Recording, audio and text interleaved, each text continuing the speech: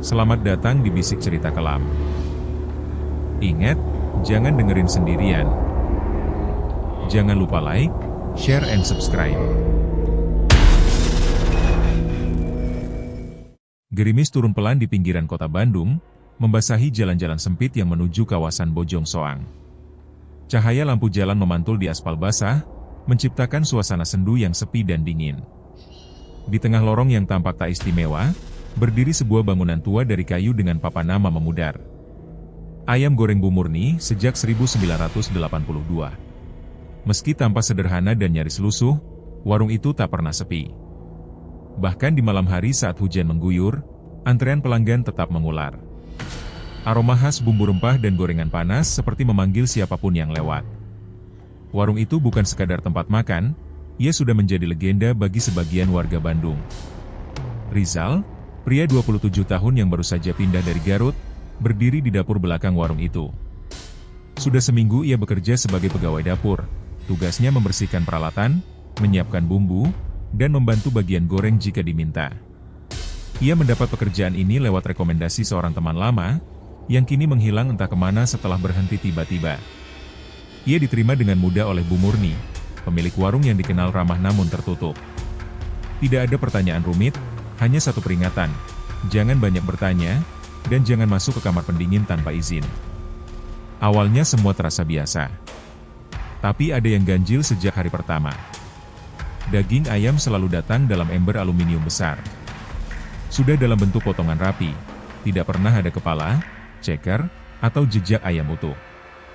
Rizal tak pernah melihat truk pengantar bahan. Setiap pagi, bahan-bahan itu seperti sudah ada di tempatnya, siap diolah. Yang membuatnya semakin tidak nyaman adalah suasana dapur belakang. Ruangan itu selalu lembab dan remang. Pegawai-pegawai lain enggan berlama-lama di sana. Mereka bicara seperlunya, dan saat Rizal mulai bertanya, jawaban yang ia terima hanyalah anggukan dingin atau senyuman kaku. Tidak ada yang benar-benar terbuka. Namun yang paling membuatnya merinding adalah kamar pendingin besar di pojok dapur. Pintu besi tebalnya dikunci rantai dan gembok. Setiap melihatnya, Rizal merasa seperti menatap sesuatu yang seharusnya tidak ada. Suatu malam ia bertanya tentang isinya, tapi seorang pegawai senior hanya menoleh dengan wajah kaku dan berkata lirih, "Jangan pernah tanya tentang itu." Setiap malam Jumat, warung akan tutup lebih awal. Tapi lampu di dalam tetap menyala. Rizal, yang biasanya ikut bersih-bersih hingga malam, selalu disuruh pulang lebih awal oleh Bu Murni. Ia sempat mengira itu kebijakan biasa, hingga suatu malam ia memutuskan untuk kembali diam-diam lewat pintu belakang. Dari celah tirai dapur, Rizal melihat ruang makan tak sepenuhnya kosong. Ada 3 orang duduk diam di meja paling pojok. Mereka berpakaian gelap, tak bersuara, dan tak menyentuh ponsel seperti pelanggan lainnya. Di hadapan mereka, piring berisi potongan kepala ayam goreng yang disajikan utuh, lengkap dengan sambal dan daun kemangi. Tak ada pelayan yang melayani. Semuanya tampak seperti sebuah upacara yang sakral. Keesokan harinya, Rizal mencoba mengabaikan rasa takut yang mulai tumbuh. Tapi kejadian-kejadian kecil mulai mengusiknya. Piring yang berpindah sendiri, suara langkah kaki di dapur saat warung sudah tutup, serta embusan angin dingin dari arah kamar pendingin yang seharusnya terkunci. Suatu pagi, saat membersihkan kolong meja logam, Rizal menemukan sobekan kertas kecil yang lembab. Tulisannya samar, namun masih bisa terbaca. "Jika kau ingin tetap hidup, jangan masuk terlalu dalam. Jangan tanya, jangan dengar, jangan lihat. Bekerjalah seperti biasa." Tulisan itu membuat tubuh Rizal gemetar.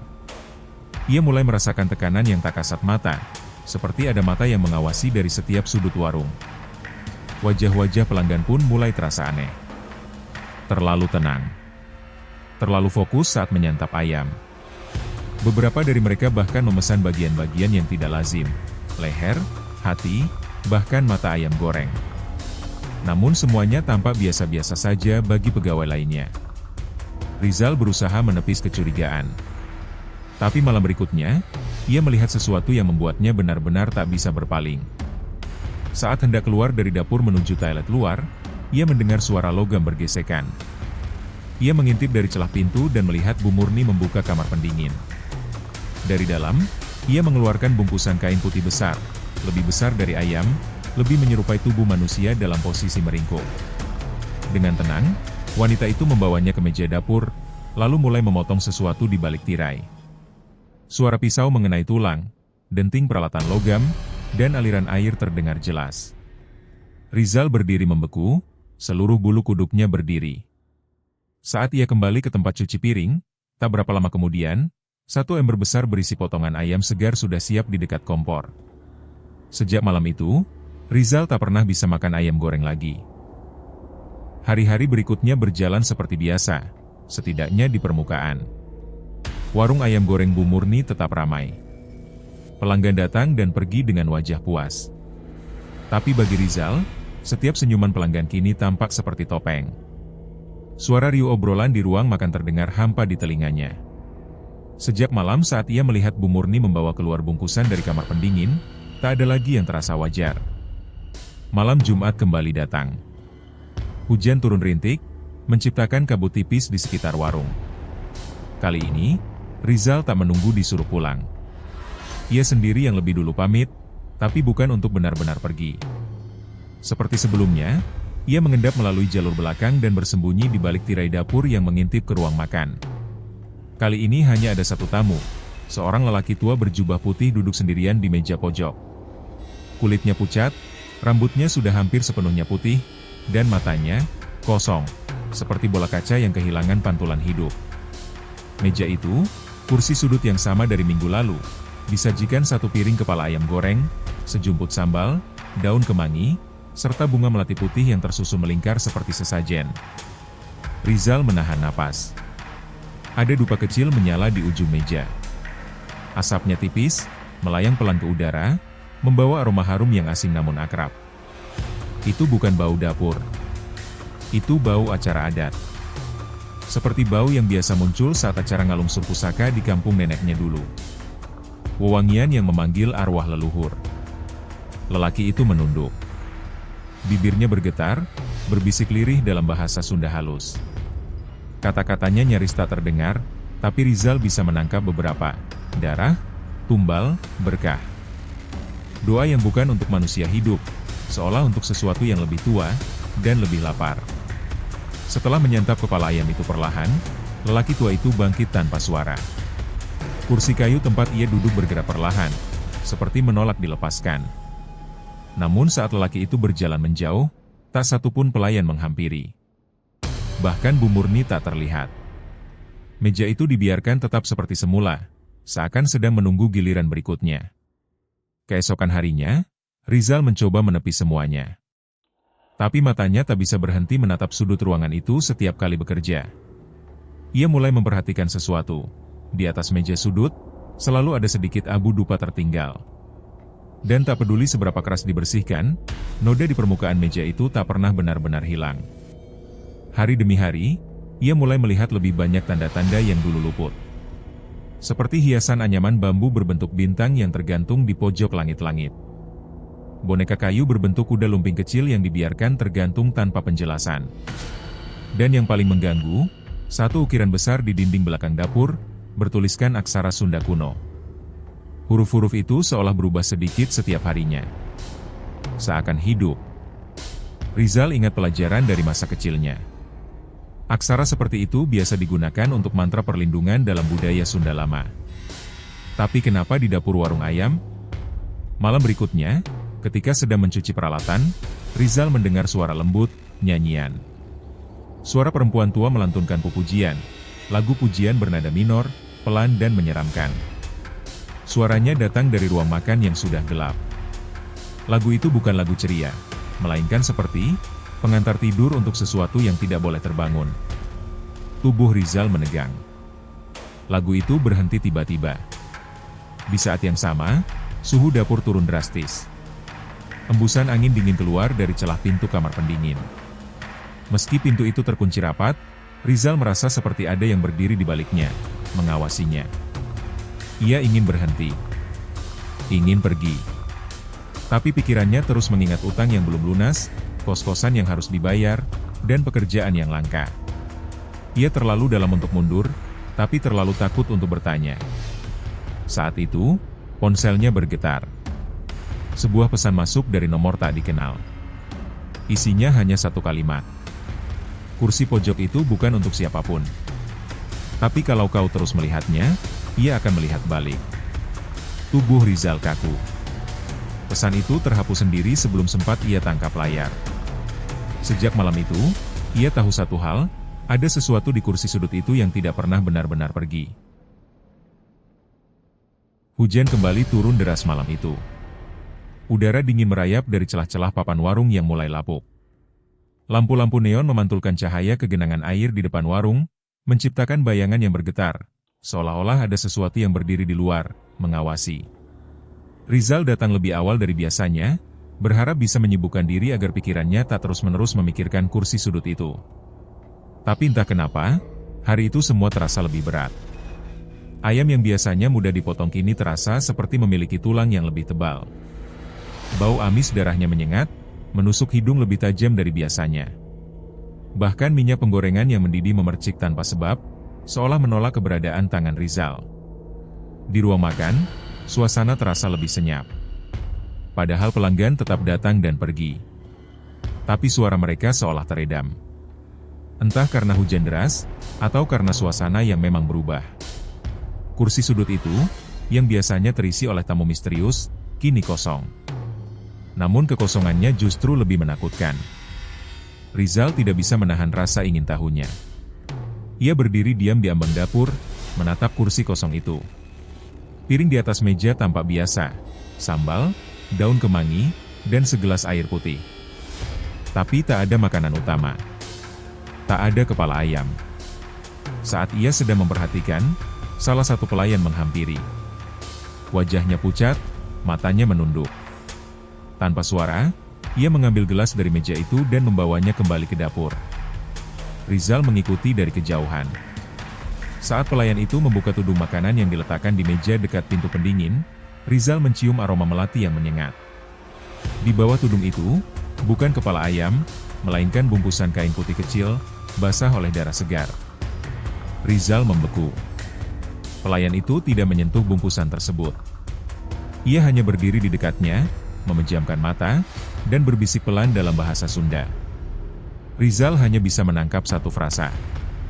Mugi hentu sieun, mugi hentu kabeurangan. Semoga tidak takut, semoga tidak tertinggal. Kalimat itu seperti mantra, atau permohonan. Ketika pelayan itu membuka matanya, Rizal bergegas kembali ke tempat cuci piring. Ia tidak ingin terlibat. Tapi dalam hatinya, sesuatu mulai berubah. Ia tidak hanya takut, ia mulai curiga bahwa warung ini bukan hanya tentang pengorbanan atau pesugihan. Ada sesuatu yang lebih dalam. Lebih tua. Lebih lapar. Malam itu, Bu Murni tidak terlihat. Biasanya ia hadir setiap malam Jumat, terutama saat tamu-tamu khusus datang. Tapi kali ini, hanya para pelayan yang diam, bekerja seperti biasa namun dengan raut wajah kaku. Tepat pukul 23, lampu ruang makan mati sejenak. Semua terdiam. Tak ada suara pelanggan, tak ada suara peralatan. Hanya suara hujan deras di luar yang terdengar memukul-mukul genteng. Saat lampu menyala kembali, kursi sudut itu tak lagi kosong. Seseorang duduk di sana. Tapi bukan manusia biasa. Rizal tak bisa melihat wajahnya. Bayangan dari lampu gantung menggantung tepat di atas kepala sosok itu, menyembunyikan wajahnya dalam kegelapan. Tapi tangannya tampak jelas, panjang, kurus, dan kukunya hitam, seperti arang. Ia tidak bergerak. Tidak makan.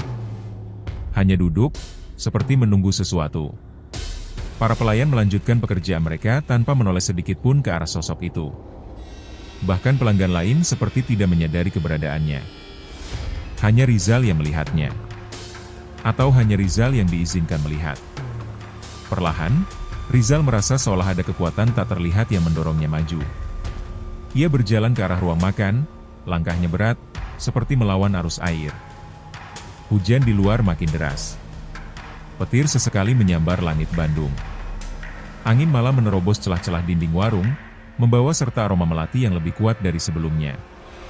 Sosok itu tidak menoleh, tapi Rizal bisa merasakan matanya, dua lubang kosong yang menatap langsung ke dalam jiwanya. Saat ia hanya beberapa langkah dari kursi itu, tiba-tiba semua lampu padam. Gelap total. Suara hujan berhenti. Dan dalam gelap, Rizal mendengar bisikan tepat di telinganya. Giliran Anjeun Ayeuna. Sekarang giliranmu. Sejak malam itu, Rizal tidak lagi bisa tidur nyenyak.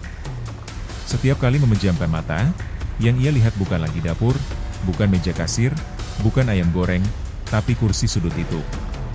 Kursi yang kini seolah punya mata sendiri. Ia bisa merasakannya bahkan saat jauh dari warung, saat ia sedang beristirahat di kamar kos sederhana, atau saat berdiri di pinggir jalan menunggu angkot. Kursi itu hadir di pikirannya, diam, tapi mengawasi. Bu Murni kembali muncul esok malamnya, seolah tidak terjadi apa-apa. Senyumnya tetap manis, suaranya tetap lembut. Ia bahkan membawakan martabak untuk para pegawai. Tapi Rizal tak bisa memaksakan diri untuk menyentuh makanan itu. Di matanya, semua tampak terlalu bersih, terlalu sempurna, seperti sedang menyembunyikan sesuatu yang busuk. Malam Jumat berikutnya datang lagi. Dan entah mengapa, meskipun tak ada yang memintanya, Rizal tetap datang. Ia tidak bisa menahan rasa ingin tahunya. Ia merasa ada sesuatu yang harus diselesaikan, meskipun ia tidak tahu apa. Hujan deras kembali menyelimuti Bandung malam itu, seperti pola yang tak pernah putus. Warung tampak seperti biasa. Pelanggan datang dan pergi. Tapi malam itu, tirai merah yang biasanya menutup bagian belakang warung, sebuah ruang kecil yang tak pernah dibuka, terbuka sedikit. Tirai itu sudah ada sejak Rizal pertama kali bekerja. Ia mengira itu hanya ruang penyimpanan, atau mungkin tempat istirahat Bu Murni. Tapi malam itu, celah kecil di antara tirai menunjukkan sesuatu yang berbeda. Bukan gudang, bukan ruang istirahat. Tapi lorong sempit yang diterangi lampu minyak redup. Dindingnya dipenuhi foto-foto tua yang mulai menguning. Foto orang-orang yang wajahnya tak asing, beberapa di antaranya pernah datang sebagai pelanggan. Rizal melangkah mendekat. Tidak ada yang memperhatikannya. Para pelayan sibuk seperti biasa. Bahkan Bu Murni tak tampak dimanapun. Langkahnya membawa dia menyingkap tirai itu sepenuhnya dan masuk. Di dalam, hawa terasa lebih dingin. Dinding kayu lembab, lantainya dari ubin tua yang berderak tiap kali diinjak. Lorong itu sempit, seolah tidak dibangun untuk manusia. Di ujung lorong, ada sebuah ruangan kecil, diterangi cahaya dari lentera gantung. Di dalamnya, ada satu kursi kayu tua, satu meja kecil berisi mangkok perak yang penuh darah kental, dan di sekelilingnya tergantung puluhan kepala ayam kering. Di sudut ruangan, terdapat altar kecil dari batu, dihiasi sesajen dan tulisan aksara Sunda kuno. Di atas altar, terukir satu kalimat. Hiji meunang, 100 kudu leungit. 1 diberkahi, 100 harus dikorbankan. Rizal membaca tulisan itu berkali-kali, tubuhnya mulai gemetar. Ia perlahan menyadari, warung ini bukan sekadar tempat makan. Ini tempat menukar hidup. Tempat menukar rasa lapar dengan jiwa. Tiba-tiba, dari belakangnya, terdengar suara pelan, bukan bisikan, melainkan seperti derit pintu kayu yang terbuka. Rizal berbalik. Sosok Bu Murni berdiri di ambang pintu, mengenakan kebaya hitam dan kain batik panjang. Wajahnya berbeda. Matanya merah, tapi bukan karena marah, melainkan karena letih. Seperti seseorang yang sudah lama menyerahkan dirinya pada sesuatu yang lebih besar. Bu Murni tidak berbicara. Tapi dari tatapannya, Rizal tahu, ia telah melihat sesuatu yang tidak seharusnya. Dan sekarang, warung ini menuntut satu hal, balasan. Lampu lentera padam tiba-tiba. Lorong menjadi gelap total. Dari balik tirai, terdengar lagi nyanyian pupujian, lebih pelan, lebih menyeramkan. Bukan hanya satu suara, tapi banyak. Seolah ada puluhan orang, atau makhluk, yang sedang melantunkan lagu pemanggil. Lagu yang tidak dimaksudkan untuk manusia dengar. Rizal berlari keluar. Tapi warung telah berubah. Tak ada pelanggan. Tak ada pelayan. Tak ada meja atau kursi. Hanya lorong panjang, penuh tirai merah di kiri dan kanan, Semuanya bergoyang pelan meskipun tidak ada angin. Ia berlari ke arah pintu keluar. Tapi pintu itu tidak ada. Hanya dinding. Dan dari belakangnya, ia mendengar kursi tua itu berderit pelan. Seseorang, atau sesuatu, baru saja duduk di sana. Warung itu telah menjadi labirin. Tirai-tirai merah menjuntai seperti dinding hidup yang bergerak lembut seolah bernafas. Nafas yang dingin. Nafas yang penuh darah. Rizal berdiri di tengah lorong yang tak berujung. Setiap langkah yang diambil membuat suasana di sekelilingnya berubah. Bau darah, aroma melati, dan suara gamelan dari kejauhan bercampur menjadi simfoni yang membuat dada sesak. Ia tidak lagi tahu di mana pintu keluarnya. Tidak tahu sudah berapa lama waktu berlalu. Sebuah suara berat menggema dari dinding kayu tua. Satu kepala terakhir. Kepala siapa? Pertanyaan itu menghantam benaknya keras, namun ia tahu jawaban yang sesungguhnya tak ingin ia dengar. Langkah Rizal terus berjalan, tubuhnya seolah digerakkan oleh kehendak lain. Sampai akhirnya ia tiba di sebuah ruangan yang lebih terang. Di tengahnya, berdiri meja panjang dengan piring-piring porselen, sendok kayu, dan satu baki besar tertutup tudung saji. Di ujung ruangan, Bu Murni duduk bersila, wajahnya tenang, namun mata merahnya berkilau seperti bara dalam bara api. Di belakang Bu Murni, terdapat lukisan besar yang belum pernah dilihat Rizal. Lukisan itu menggambarkan seekor ayam jago berwarna hitam kelam, berdiri di atas gundukan tengkorak manusia. Di bawah lukisan, tertera ukiran aksara Sunda yang terbakar separuh. Hirupna nu sejen, janten berkah pikeun nu satu. Hidup yang lain menjadi berkah bagi yang satu. Bu Murni berbicara, tapi suaranya bukan suaranya. Nada suaranya berubah, dalam dan bergema, seolah berasal dari banyak mulut dalam satu tubuh. Warung ini dibangun dari janji. Setiap kepala yang datang, membawa rezeki. Tapi janji harus dijaga. Darah harus terus mengalir. Dan kini giliranmu. Rizal ingin berlari, tapi tubuhnya tidak lagi mendengarkan. Lututnya goyah, napasnya tercekat. Ia tahu, ia adalah kepala terakhir. Tapi kenapa? Apa karena ia sudah melihat semuanya? Atau karena warung ini tak lagi bisa menyembunyikan rahasianya? Tiba-tiba, semua tirai terangkat serempak. Di baliknya, berdiri barisan sosok-sosok yang tidak seharusnya ada. Pelanggan yang dulu datang lalu menghilang. Pelayan yang sudah lama tak terlihat, bahkan pria tua penjaga pasar yang pernah memberi peringatan diam-diam. Mereka semua menatap Rizal dengan mata kosong, wajah pucat, dan kepala yang menganga seperti habis digigit makhluk buas. Meja di tengah ruangan bergetar. Tudung saji perlahan terangkat sendiri. Di bawahnya, sebuah kepala ayam, tapi bukan kepala ayam biasa. Bentuknya menyerupai wajah manusia, dan mata kecilnya hidup. Menatap Rizal, berkedip sekali, dan membuka paruhnya. Dari paruh itu keluar suara anak kecil yang familiar. Suara anak Rizal. "Bapak?" Rizal terjatuh. Tubuhnya lemas. Dunia seakan berputar. Ia tidak tahu apakah ini mimpi, kutukan, atau kenyataan yang tak bisa lagi ia ubah. Tapi suara itu, suara anaknya, begitu nyata. Tiba-tiba semuanya membeku. Gelap. Diam.